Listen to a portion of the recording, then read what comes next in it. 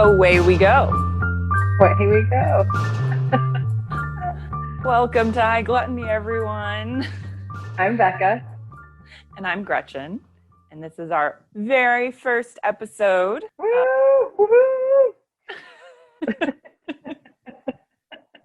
We hope you'll join us for our food and cannabis and cocktail and other food, cannabis and cocktail related adventures that we may have along the way. And then one more cannabis food cocktail adventures. Third time, even it out. And then also cannabis, cocktail, maybe some wine. Maybe wine every once in a while. Yeah, lots of fun things that we're interested in. Yeah, we're interested in them. We want to talk about them. We want to talk about them with other people.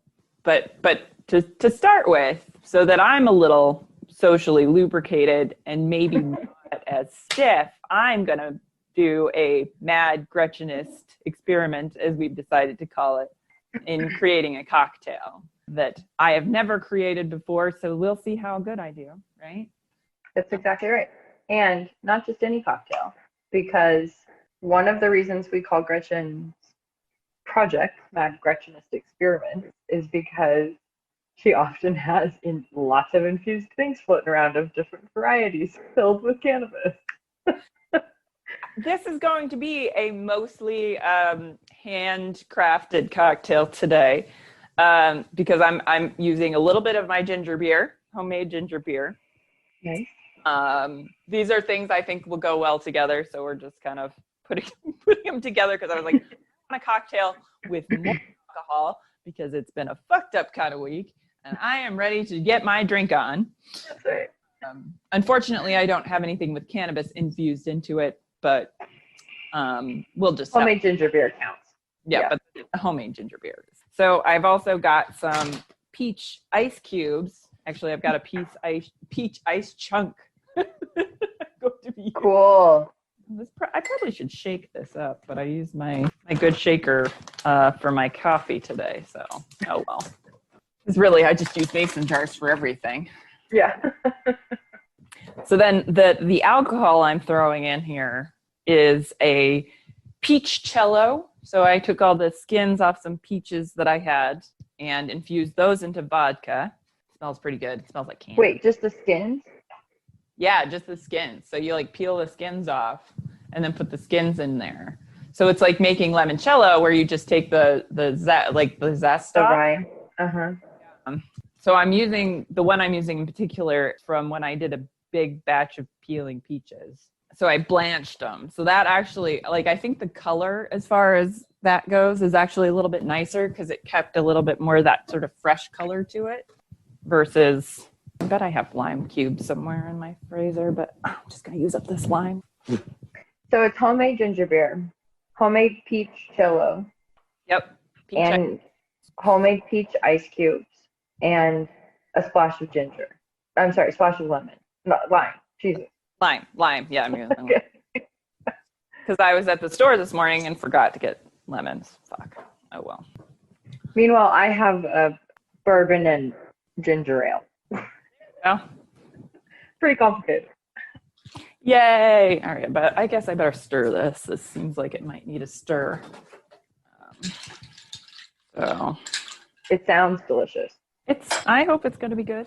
I've been doing a lot of fruit ice cubes and ginger beer, so y'all can look forward to our ginger beer episode coming up soonish. Yeah, exactly. We figure out when. Right, because full disclosure, we've already recorded a couple of episodes and then finally figured out what our format might be, and so we're now recording our welcome episode. Because sometimes you got to run some trials to figure out what you're doing.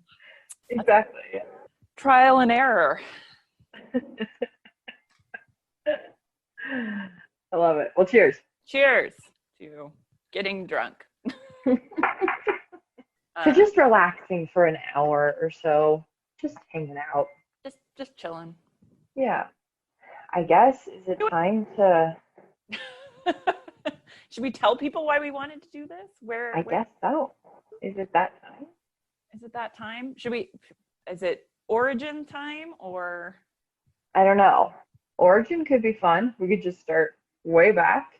Which apparently was back even further than I thought, because a high gluttony originated in, I believe we discovered it was 2015. So a while ago. It's been a minute. It really originated as dinner parties, which someday I hope to resume. Co-sponsored by our friend, who is a person who likes to eat well. Not that we don't own, but he has better funding than we do. So he gets to take it up a little bit of an extra level. I definitely encourage him, because every time we get together, it seems like there's, we take it from one level to this whole other fucking level. That's another thing that we bring into the podcast, is like how to, think about your food in a little bit different way. Some small things that you can do at home will, add another level of flavor to what you're doing, or just take your culinary experiences to the next level. So we're going to call them your pantry power-ups, because we also like video games. So we thought it would be fun to kind of gamify our podcast. Yeah. So there's just a little bit of that infused in a few spaces. The pantry power-up, which can include things like truffle salt, because have you had truffle salt popcorn? Should. You really, really should.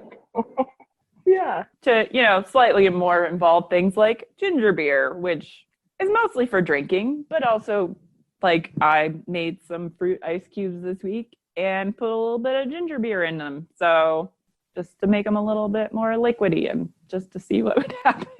Yeah, why not? Mad Gretchenist, see? Yep, Mad Gretchenist experiments are happening all the time. Exactly. So. Mostly these parties, though, were just a way for a group of friends to get together, to smoke a shit ton, to eat a shit ton of, like, really good food, really good cannabis, really good conversation.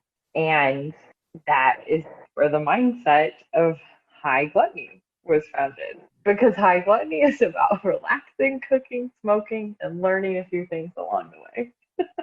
Exactly. So we do try like a fair variety of cuisines, though we will own right up front, we are two white ladies. Absolutely. Just trying to make food that sounds interesting to us, and let's face it, a lot of white food is real boring. So we're all over the place. But we do hope that part of this is that you will send us recipes that we should try out that maybe have a story or a connection to your family or your past, and just ways that we can learn more about cultures and people through food. Yes, because that's how I like to learn about everything. I mean, one of my favorite things to do in any country is go to the grocery store.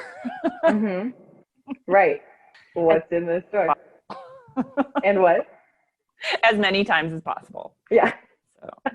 As many times a day as possible. Is that a food shop? Is that a food shop? Can I go in that food shop?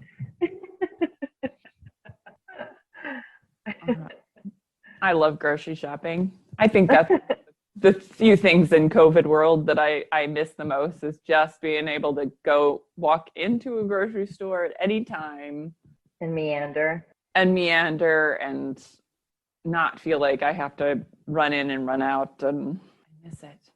I do like grocery delivery. That is not bad either. Different type of experience. Different thing. Yeah.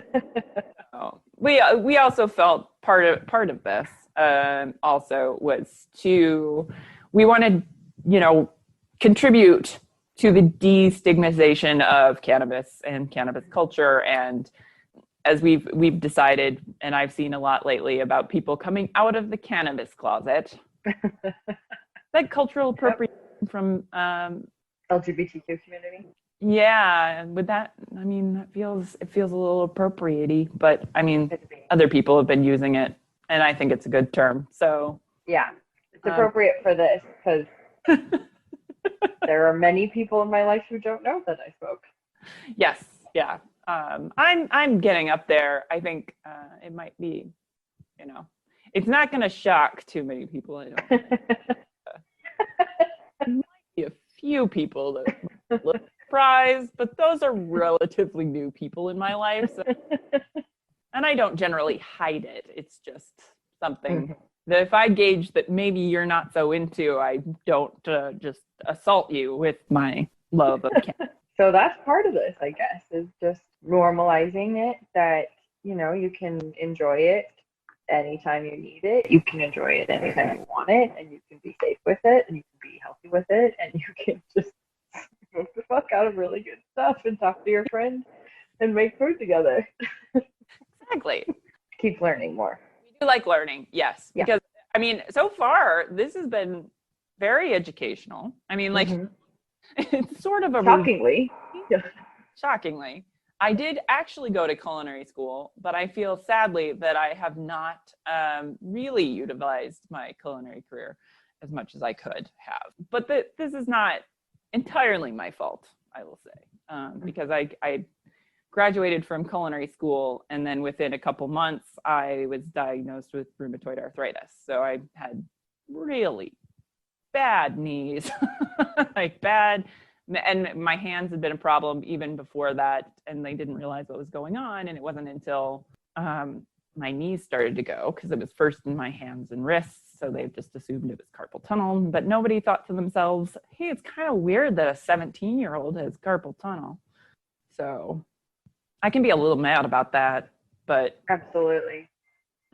So part of my enthusiasm for cannabis is that I've found a couple different strains over the years that have really helped with pain relief and, rheumatoid arthritis. There's a pretty strong link to people having depression and anxiety along with that, which has been a fairly major component of my life.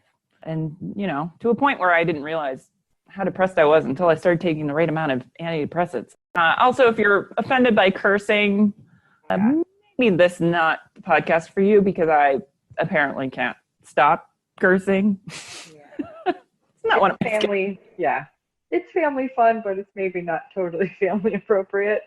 Depends on the family.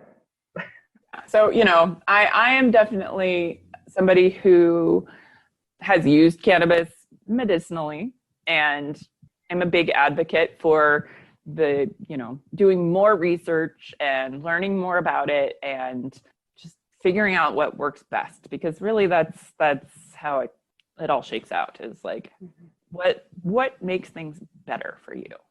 Absolutely. Whereas I had I was terrified of it growing up. My parents were super religious, and we were always told to definitely no drugs, no alcohol, nothing. And so I still went through college and still didn't still sort of stayed away from it. And then it wasn't until I was with you, Gretchen, that we were hanging out, and I got really high for the first time, and I was like, oh my God, I didn't know that I could feel like this. I didn't know that I could be so relaxed. I had no idea that I could turn off my brain for a few minutes. So It was incredible. And so ever since then, I have been using it ever since then, and I have been trying to learn more about it. It's hard when it's not completely accessible, it's not completely affordable, and it's not something that is studied as much as it should be. So it's been kind of a journey, I think, for anyone who's been using it, to navigate how to know what is working for you, how to know what you're even using, how to know how to track it. It's just been, unfortunately, just such a stigmatized part of our society. And we'll investigate later. There's a lot of reasons for that. I'm sure we'll talk about later. Well, yeah. I mean, I'm very excited for the fact that we are in the world now definitely seems to be taking a bit of a different view on it. I mean, there are definitely those staunch people that are like, it's terrible. It's a gateway drug. Let me tell you, if this is a gateway drug, I've been smoking pot since I was 18 or 19. Mm-hmm. And I've never done any other kind of drug. Mm-hmm. Exactly. Yeah. in all of the time that I've been doing it, which again hasn't been since I was 17, but it's been a few years now.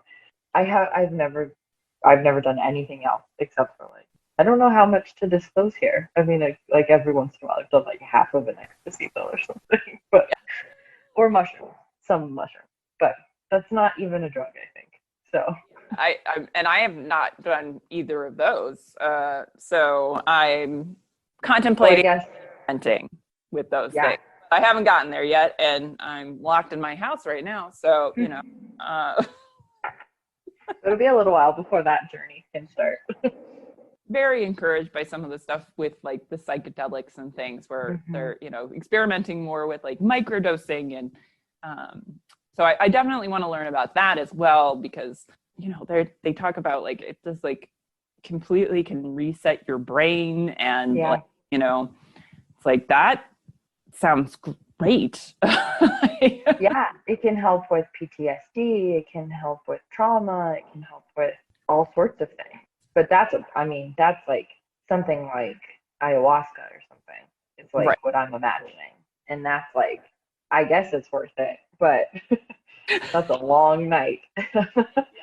Like, so that's not something I feel like you can just do off the cuff. It's like, you got to prepare yourself. You got to prepare. Yeah.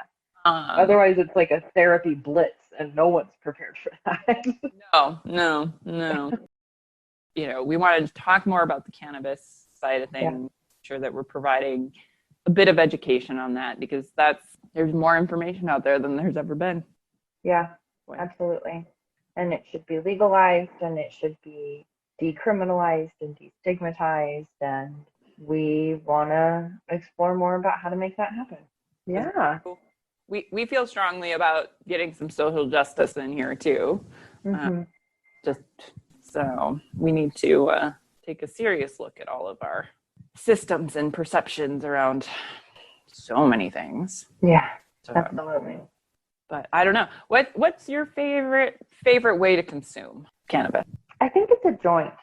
That was kind of how I started when I was like smoking on my own for the first time in the evenings, you know. I would roll a joint. I would smoke like a third of it, and I'd just be like golden for a couple hours until bedtime. And so having that takes me back to that time of just being by myself, being in the city, just like early days of smoking. So the high's like super strong still. And like, so, but these days I mostly just do a pipe just because it's easy. Easy. Yeah. Like, yeah. What about you? I don't know. I think I gotta say I'm definitely, well, especially right now, I mostly smoke right now. And I'm into my little journey with my vape pens at the moment, with figuring out which of those I really like. The taste is just a bit better. It smells a bit better. I just haven't found the perfect vape for dried flower, you know, like aside from the one that I gave you. But my main complaint about that one is that they're set up with it. Right, exactly. I went through a phase for a while of using a PAX and then something else. I can't remember. And it was nice, but then I guess, I don't know, I kind of just felt like I wasn't getting the same like punch that I would get from a pipe. Yeah. So, I mean, I think that's possible because I think it depends on how much you're heating it too. So if you're not getting as high of a heat from your vaporizer, you're probably not getting that conversion of the what was it? Then we figured it out. THCA to THC. To THC. So maybe if your vape's not got enough heat to it, that might affect it. So whereas if you burn that shit up, that nothing's left. Like you're gonna get all of it. So I don't know. I do like a good edible every once in a while, but I'm really right now I'm just really jonesing to vaporize. Just I think also because of the wildfires. And I'm like so sensitive to this outside smoke that I'm like, this can't be good to be smoking like this. Like, well, this is happening. Like adding extra smoke to the burning state that you're in. The burning state of California. Well, that is a nice segue to talk about what we cook in our first pantry power up, or Yeah. what we caramelize. We decided our first episode is going to be about this recipe I discovered earlier this year that I now cannot live without having toasted sugar in my house. We're going to give credit to Serious Eats because they have the good stuff on their website. So I actually came across this in an episode, a recipe for cookies. They make these like big ass chocolate chip cookies. What is it, Levain style or something like that? The really thick ones. Yeah, they're really thick, like because they're what, like they're supposed to measure out like 6-ounce cookies or something like that. They're massive. Huge. We decided that this was a really perfect way to bring you in because having this toasted sugar, it's pretty easy as far as method goes. So it's a really good introduction to doing something that's just gonna elevate what you're making that little bit more. I don't know. Did you feel like it changed your life, Becca? Yes, absolutely. And it's just so fun to use it all the time because I open it and I smell it and I can see the color and I can just like remember the labor that went into it, even though it's not difficult. I was just like proud of it. And so every time I use it, I just feel really like, this is a really special thing. Yeah. Like now the dish is extra special. Uh-oh. It's that time. Assumed. Yeah. A little bit of pot. Mm-hmm. Becca's sticking with her traditional pipe. What strain are you smoking today? I meant to look this up before I got here, before I did this, because it's indica and it's from the dispensary we went to a couple weekends ago. But I can't remember. We threw away the jar that it came in, so I'm gonna look it up. You threw away a jar? How? Not a jar. It was a little package, like Okay. just like a little sealed package. Improper storage, not proper. Exactly. Yeah, I would never throw away a jar. I smack you. I know. I'm repurposing a peanut butter jar for a mason jar. Nice. James actually is, but anyway, yeah. Okay, so what are you enjoying? I'm enjoying one of these Leune, which I'm gonna have to look up how to pronounce this. Lune vape pens, which is a women-owned company. I will have to look up more information on that as well because these are ridiculously good. They make these really nice all-in-one vaporizers. Hold on. Wow, this got you. These I still haven't learned like the proper amount to draw on one of those yet. I'm getting there. So it comes in this cute little package. Like it's a little metal box, which might be one of my favorite things about it. Not to mention that the product itself is amazing. So the one I'm having right now is Desert Gold. And on the side of the box, this is the one that says create. And I definitely used this midweek and was like writing all kinds of shit, like feeling super creative. I was like, oh, okay, this works. This is a good one. Write it down. But you can hang this on a magnet. You can always find it.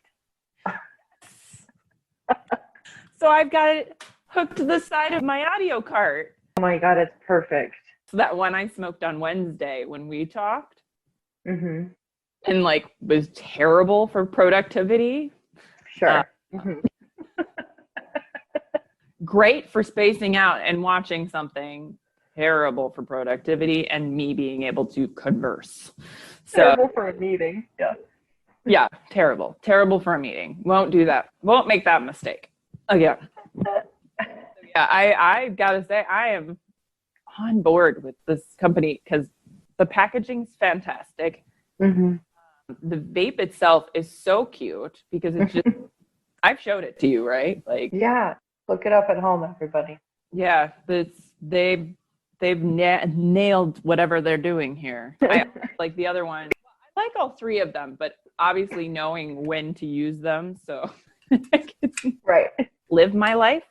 Otherwise, I get real depressed when I stop being able to move. Yeah, well, yeah, that makes sense. Oh, shit. Hold on. I got to get over the hump of the initial high. Okay. I'm getting a little... Well, I'll tell you, I found out what I'm smoking. Okay. This is the Star Killer Indica, and it is a THC range of 21 to 25. And I think ours was like 22. Okay. It's nice. It's a really nice body high. I wish I had mixed up a little more hybrid before we did this, but here we are. Well, I had a bit of this earlier too, because I was like, I knew I had to write show outlines. So I was like, that helped. It helped at some point when I was doing something with this earlier this week. But I was high, so I don't remember exactly which thing it is, but I'll remember when I see it. It'll come back. Okay, so we were talking about sugar. Yes, we were sugar. So excited to talk about the sugar. Although I was hoping to get some research done on crystallization and how that works, but I can only learn so many things in one day. And I learned a lot about caramel when I was going through on food and cooking today. So I'm going to share. Yeah, I can't wait. Now that we're coming back to the food part. Right. Because we've been saying that it is a complicated process, but I don't think we've really dug into why or what that means. Long. It's long. It's not Yeah, common. it's long. You're right. Yeah. It's mostly just long. And especially if you like to get stoned, very important to set timers. Good news is cooking interval stays the same. So like you can kind of gauge. It gets finicker towards the end. So the longer it's in the oven, actually the shorter your intervals will probably be. Okay, because the recipe says to cook it for, they say 1 to 5 hours, right? Right. How long have you done it before? So I did a batch that ended up taking like 10 hours because I figured out that what I had done initially was I put on convection bake because I was like, well, let's see. You know, most recipes don't get really specific about if you have convection bake or not convection.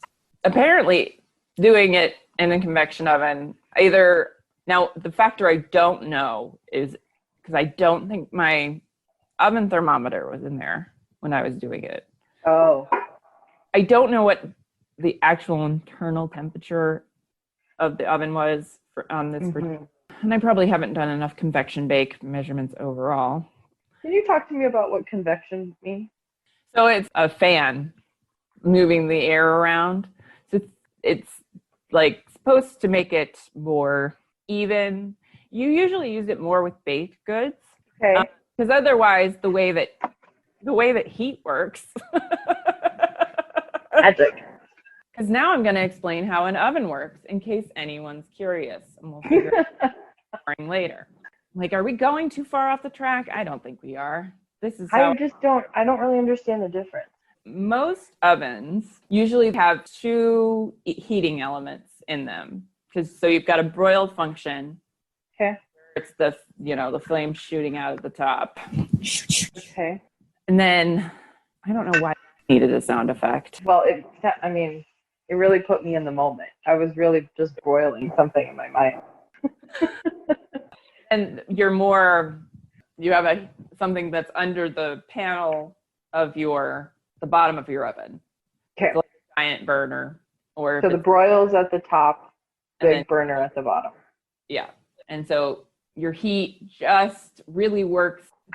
I probably need to do more research on thermodynamics, but I don't even know if that's the right word. I got too high. I'm sorry. Let's go back to how your oven works. So you got to heat at the top, it's exposed flame. Okay. Then you have your big heater in the bottom that's under the bottom panel. And if you have a gas oven, it'll kind of glow. You'll see like a coil. Yeah. And if you have an electric, it's a big electric heating element that's under there. Okay. But then heat basically goes up. So you're basically just getting that heat in one direction. Oh. I'm not even sure if this is going to be right, but this is how I think of it. So maybe it's right, maybe it's wrong. In a convection oven, you have a fan that blows, so it moves the heat sort of more all around the oven. So the goal is to cook it more evenly because the entire oven is the same temperature. Right, theoretically. Okay. I don't know. Yeah, no, I'm going to stop talking now because I'm going to have all kinds of crazy ideas about how it works. And okay, we may or may not ever come back to that. Yeah. Yeah. So if I find out that the way I'm thinking of it is correct, we can come back to that later and we can go over thermodynamics more thoroughly. Yippee. Why do I keep giving myself more homework to do? I don't know. Honestly. I mean, thermodynamics, you could just tell me it heats up. All right. So let's be more in depth. And I was not planning on kind of explaining how an oven works today. That wasn't part of my plan. I know. I threw you a total curveball. And I don't know how many people know that's how I think it's good info. It's good info to have. It helps me. I'm always going to remember that. I hope it's right. Really, it's right. Yeah. But, like if you see diagrams with heat, it's like, the heat has a little squiggly arrow that goes up. So that's just Totally. that's what I'm picturing in my brain. That makes sense.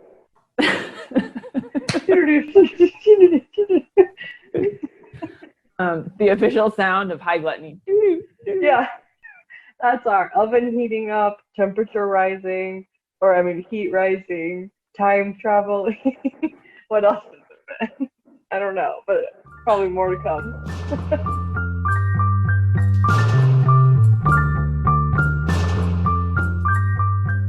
Sugar. Sugar.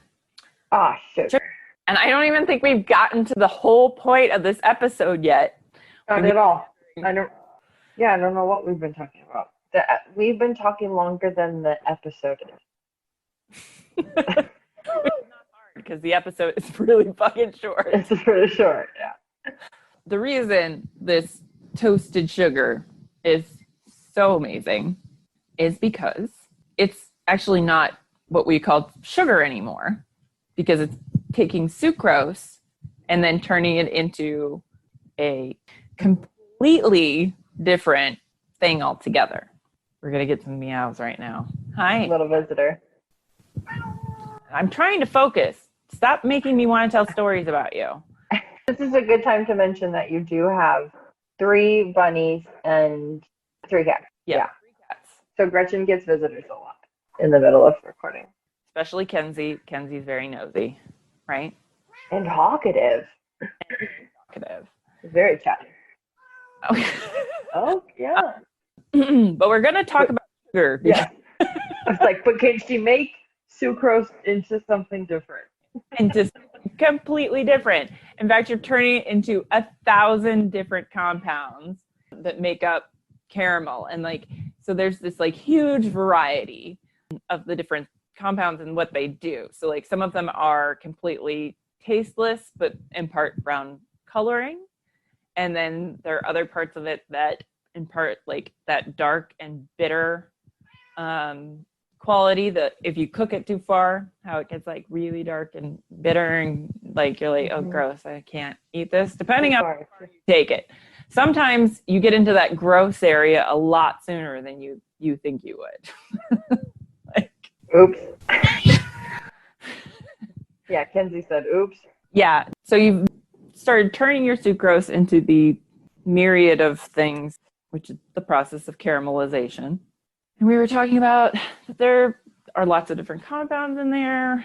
I like a point you put in the notes that was in the episode, you had sort of likened the process to composition, to composing stuff, but that you think a better analogy would be that it's turning from a caterpillar into a butterfly.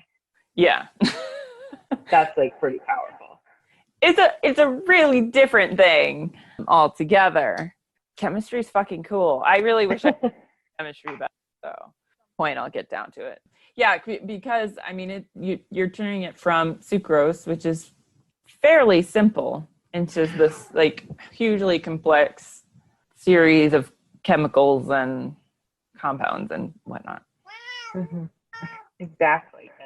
Great. So you just heat this sugar up for a long time at a slow heat, and it just transitions into this like super complex thing. Yeah, and it just smells so good. Like, I mean, it's like one of those things you could do around the holidays, and it was before a party or something, and like make the whole house smell like just fucking candy. So, Yum. Totally. oh, That is such a good suggestion. this stuff is dangerous. Yeah. And it just becomes such a beautiful color and texture. And it's just fascinating to watch it evolve. Yeah, because you're touching it, so you leave it in the oven for an hour, and then you get it out and stir it. And then you put it back in the oven for another 30 minutes. And then you come back and stir it.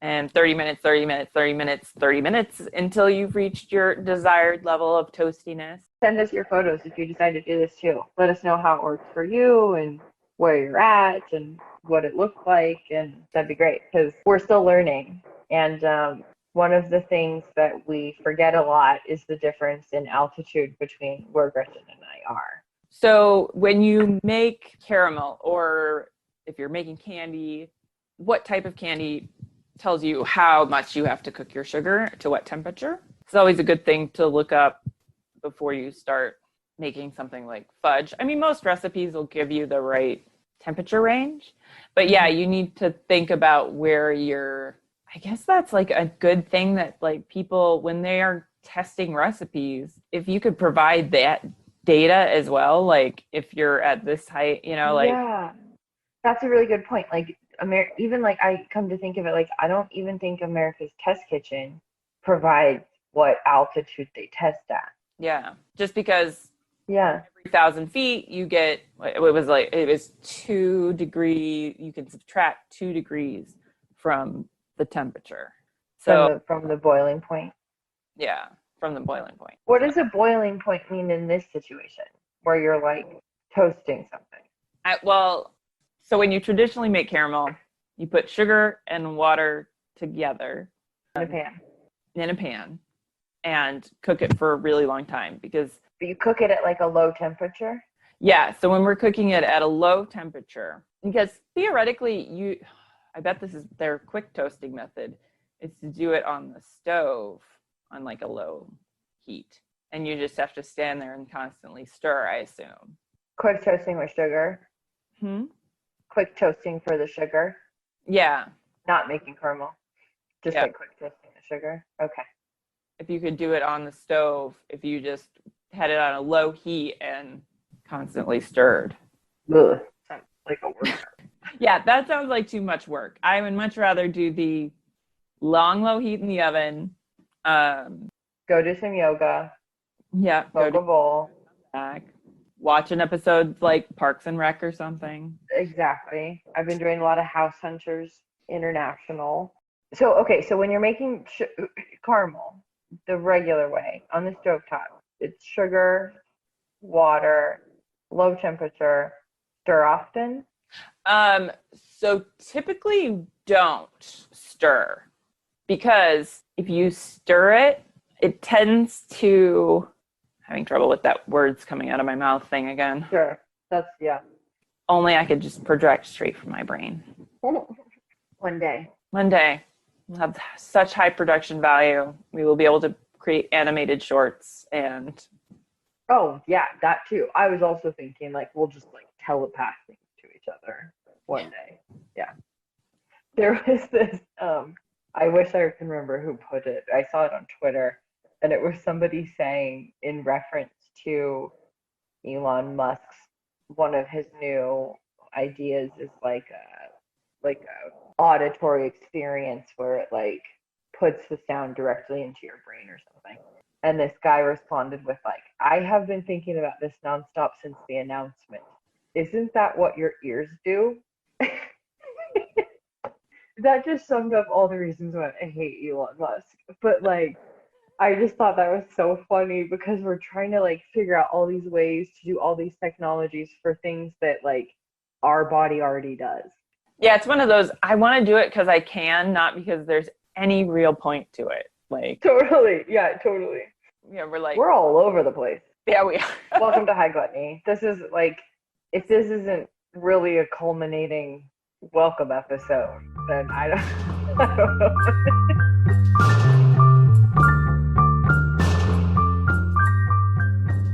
So when you make caramel on the stovetop, you don't typically stir it, just because, I mean, the water kind of helps the, heat distribute evenly, because like it creates a syrup. So you're creating a syrup. But if you're stirring it, you're putting a utensil in and out of there. You're raising your risk of caramelization, because like if you introduce some like little bit of like uncrystallized sugar into something that's you've like started to get into the candy stages, it'll recrystallize. So that's when you've got caramel sauce that's gone horribly wrong. And does that mean when it's like thick still or good crunchy still, when it doesn't have that like smooth texture? Mm-hmm. Yeah. Okay. It has to do with how the crystals reform, and I guess the water helps create something smooth. Anyway, as I was trying to say, that I did not fully read that. I think I got it. So it's part of the process of the thermal decomposition. Yes. Is Yeah. this need to keep all the same things together? Sure. Sure. Sorry, I can't be more exact than that because I'm not 100% sure, but It sounds good. it sounds right. We'll correct ourselves if we Or just let us know what we don't know. Yeah. yeah. Please talk to us about it. So I ended up doing mine for about 3.5 hours before I got tired and called it a night. I think I took mine to at least 5 or 6. I'm not 100% certain. Yeah. I mixed it with, I had a little bit left from a time I had made it before when I had done it for, I think, closer to 5 hours. Yeah. And so it's fun to still see like the little bit of the old stuff that's just noticeably darker, than the new stuff. And it's kind of like a cinnamon toast crunch or something, like that like swirl. Oh. Yeah. I was gonna say one of my favorite like side benefit of doing this sugar caramelization is the like slightly like I keep ending up with like some larger bits that like just don't break up in the that word I can never freaking remember because I want to call it a roboku. Food processor. Food process. Oh, in the that's what you've called it before. Food processor. So there's just a certain amount that like it's either melted a little bit or it's just like too hard. I usually sieve mine as well, like so I put it and then I sieve it out. And so there's like the nice fine sugar, which I just use as like regular sugar, and then I have these like little pieces, and mostly my idea is to make choquettes at some point and use that on. But the larger pieces make delightful sugar cubes for my coffee. So I bet. Delicious. And I put a vanilla bean in there, so they're like a little bit vanilla scented. What? Okay, what? You just put it in the oven, like on top or something? No, after you ground it up, just put it in with the sugar. Just like store it with it? Mm-hmm. Mad Gretchenist experiment. That sounds amazing.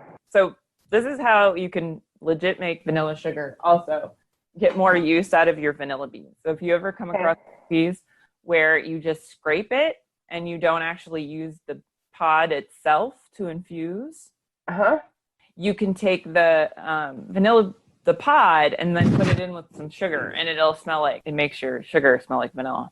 So you just scrape it out? Right. For some recipes, you just scrape the seeds out and use the seeds. Mm-hmm. Now you do have recipes where you scrape the seeds out and use the pod to infuse. I've actually started even the ones I do like use to infuse, I started washing them off and then drying them, and they still have a pretty good amount of like vanilla aroma to them. You dehydrate them again. Cool. I mean, it's not as nice as a fresh actual vanilla bean, but I mean, and you could put like a whole vanilla bean without scraping it in there, but it'll dry out the vanilla bean. So like then if you want to use it, it's just like this, you can't scrape it. It's it's possible. I've done it when I've not had any vanilla in the house, and I knew that I had like a couple of pieces of vanilla in my vanilla sugar. So it's a doable thing. It's doable. It's doable. So yeah. So I'm extra fancy. I've just powered up our pantry power up even further. Yeah, definitely. Well, from the beginning with your peach cello and homemade ginger beer, I mean, it was already elevated. This is how I live, people. This is how I live. And this is how we're all going to learn how to live, if you want. Yeah. I mean, it's not like, yeah. I mean, it's just, I choose to spend my money on food. Yeah. And time. And time. This is what I spend my money on. All Well, right. I think this has been successful. I think so. I mean, because I think so. just long, slow, long, slong. A slow, long slog. Slong. Slow, long. Slow, long, slow.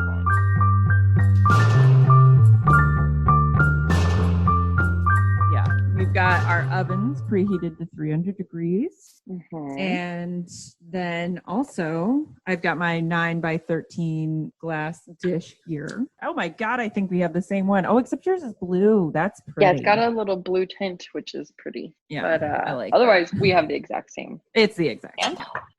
And our 4 pounds. I'm doing 4 pounds. I don't know how much you're doing. I'm just going to start with 2 and see how much that fills the base. Okay. So we'll go from there. Yeah, because it would be kind of interesting to see like the difference between, because I've only made full batches, and I know there's a way to do smaller, batches. So it'll be interesting to see if there's a difference, because it won't be as much, volume for you to heat. Mm-hmm. Right in the pan. I'm going to get out a sheet pan and put I found that to make less of a mess when I stir it, I usually put it on a sheet pan too, so that at least the sugar falls into a sheet pan. Oh, right. Because with this recipe, so we cook it for anywhere from 1 to 4 hours, right? Or 5 or something. Yeah, I think. But you have to stir it. Yeah. You have to stir it every 30 minutes. Right. After the first hour. There's an hour where it's just getting up to temperature and stuff. But Yeah, because we're taking just regular white sugar, cane sugar, and caramelizing it, right? That's the official process word? Yes, that is the official word for it.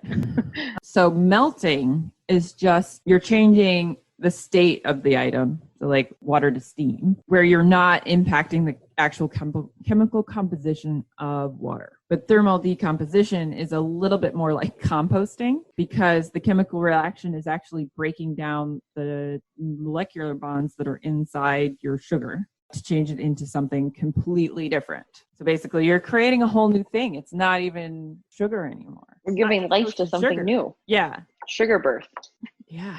Caramel birth. So we're both going to take pictures of the sugar throughout the process. Yes. Now I'm going to pop mine in the oven. All right, let's do it. Be all ready to go. And then we'll have an hour. So we're thermally decomposing our sugar. What a great word. It is a really great word. I really prefer that to, I'm never going to say melting again.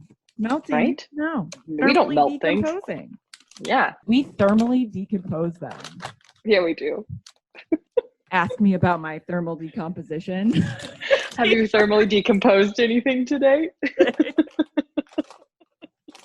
Wonder what else that you don't actually cook, you thermally decompose. Well, how do you thermally decompose cannabis? That's a really good question. Well, it's not so this calls it a chemical reaction. So I don't know if it's exactly the same. I'll have to do a little bit of research. As a thermo decomposition. Yeah, because basically when you cook with cannabis and you do the carboxylation process, which is, basically warming your pot up to make it so that the non-psychoactive compound in cannabis, which is tetrahydrocannabinolic acid, into the psychoactive tetrahydrocannabinol THC. Yep.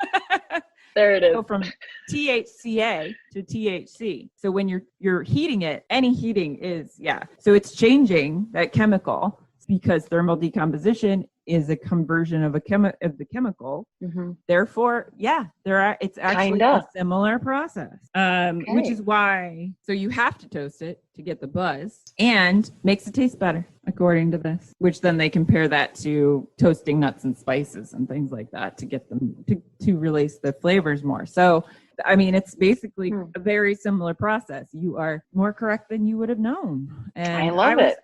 I had a sneaking suspicion because I was like, there's some reason you have to do that. Mm-hmm, yeah. It has to do with activating something, but what are you actually activating? So there you go. I love it. I'm going to come back and read this page more in depth later. Get some more knowledge. Brought to you by the cube of tiny Post-it notes that I found. I like that it looks like a rainbow on the side. Oh, yeah. Well, got to have many colors because I'm addicted to putting color on things. It just makes my life a lot easier. True. So that's what we're doing here today. Process similar of taking your cannabis and toast when you decarboxylize that and then add it to either alcohol or fat. Then you get your basis for many, many delicious cannabis-laced treats. Yum, which we will be making many of at some point. At some point. When we decide what we're going to make. So whether it be infused simple syrup or infused alcohol. Ice cream. We could make ice cream. I've never made pot ice cream before. That could be fun. That what would be really good is if my harvest of jelly bean turns out well this year. That has such a beautiful like passion fruit kind of note to it. Mm-hmm. All right. Think about that one. Write it down. We'll forget otherwise. Oh, wait. Yeah, we will forget otherwise. I need to put that down. You're right. I'm like, no, I'll totally remember that. Not at all. No, I won't. Jelly bean.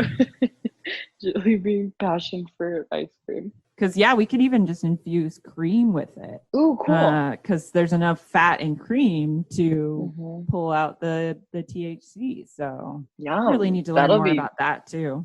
Yeah. We'll read up. You'll read up. We'll read up a little bit.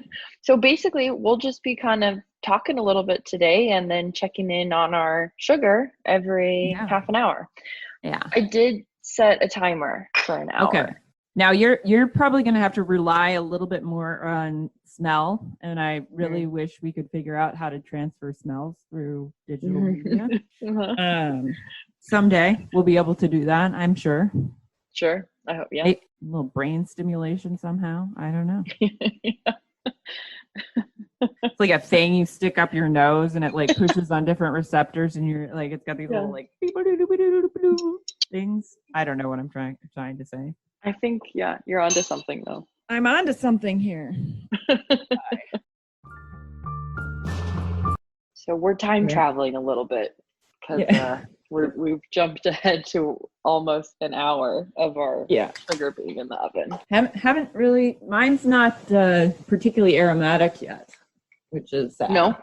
Can you? Yours is? Yeah, I can smell mine. What are you going to use to stir it with? I actually just realized I was using my wooden spoon that I usually use. I was using it to stir my ginger beer plant. So I've got my handy dandy bamboo spatula type spoon now. Oh, the bunny's going to fight. Girls, don't fight. Oh, no, don't fight, bunnies.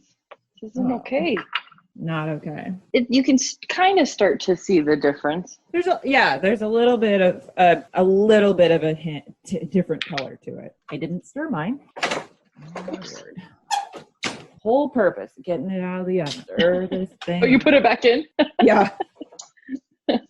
So why do we have to stir this every 30 minutes? It's so you're moving it around a little bit, so you're getting your heat distributed equally. equally. Okay. It also helps the water escape. Okay. A little bit of water content in even what looks like dry sugar. So Okay. that's just helping it stir around. So that's the two main reasons is Okay. you moving it around to get the heat distributed evenly and Release let some some water moisture. escape. What is your oven thermometer in your oven right now? Oh yeah, it's right at 300, Oh, good. which is interesting. I have my thermometer where I should not, which is right next to the door. Okay, so I set Or should another we- timer for 30 minutes. Well, I was going to leave it in for a long time, but then I realized I have to go do kitten care for a bit, and I don't know if I can leave it For that. while I'm gone. But I guess I could take it out and put it back in once I got back and continue. I don't know how well that would work. You put yours back in? Yeah. Okay, I got another timer going. Okay, so if we do it to 6:30, that'll be 3 hours, and that's the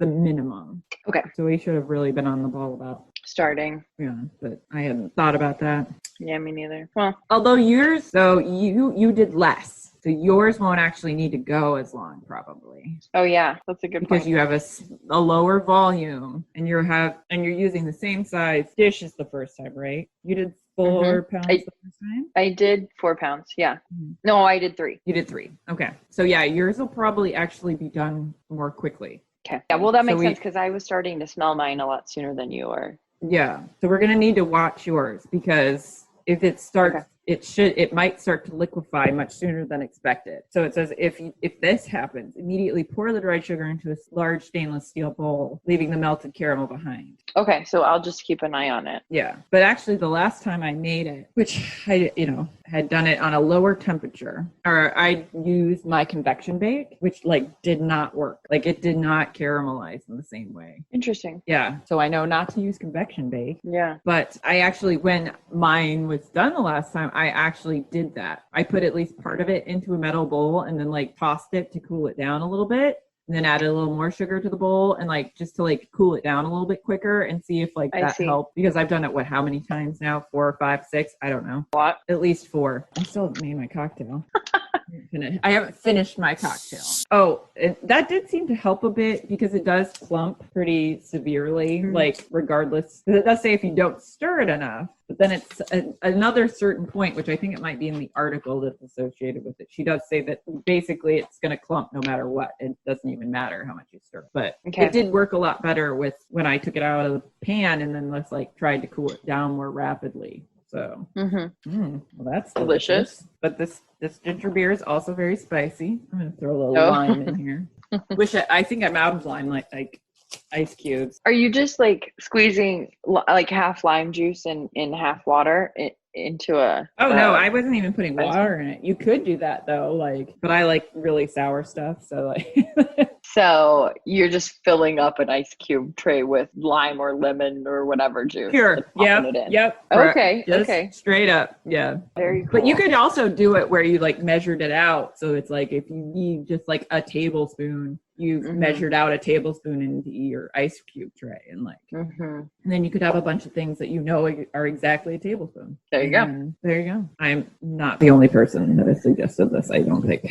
But maybe I am. You're the one telling me about it. Yeah. Well, you have to read as much shit about food as I do. So yeah, that's true. Constantly reading. This is delightful. Good. Food genius, that would be me.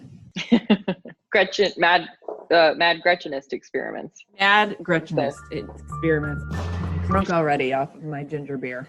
2 sips. 2 sips, all it takes. It's been 2 hours. Yeah. 2 hours mark. I am starting to see some color. I'll be interested to put ours side by side though, because you're doing a smaller, the exact half what I'm doing. So it'll be really interesting to see if there's color difference and exactly. So it'll be kind of interesting. Are you using a color comparison? Yeah. So I have a bowl of the white sugar that I've been doing these. Okay. Oh, that works too, doesn't it? Oh, good, because that'll actually be. Yeah, I was okay, so it'll be because I was just wondering because I'm taking my bowl and setting it on top of the sugar. Oh, that's another way to do it. Yeah. Instead, so I just do it. Oh, cool. Oh, that's cool. Yeah, so this will be nice. So we're about to check the sugar at the 3-hour mark. Is that right? It's been 3 hours? Yes. Okay. This would be 3. It smells so good in here. Oh, the sugar, the color is coming up. Oh, fun. But yeah, I'm definitely going to take mine quite a bit further. Where'd my phone go? Yeah. So what we're going to do is just sort of wrap this up, but keep toasting, caramelizing our sugar on our own. So we'll definitely be continuing to take pictures, but we figure you don't really need to hear us continue to just stir our sugar. Every half hour. Yeah.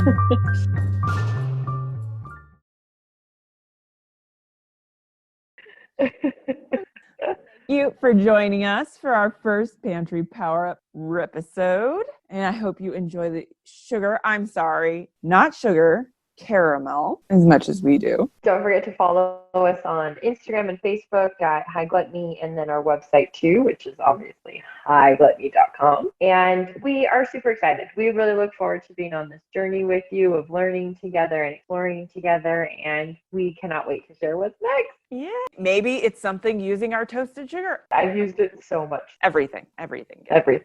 Or just smell it. It's not toasted sugar, it's caramel.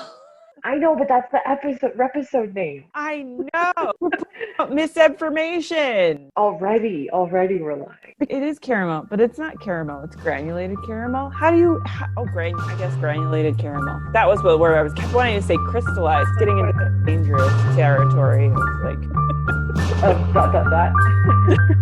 Okay, we got this. Woo!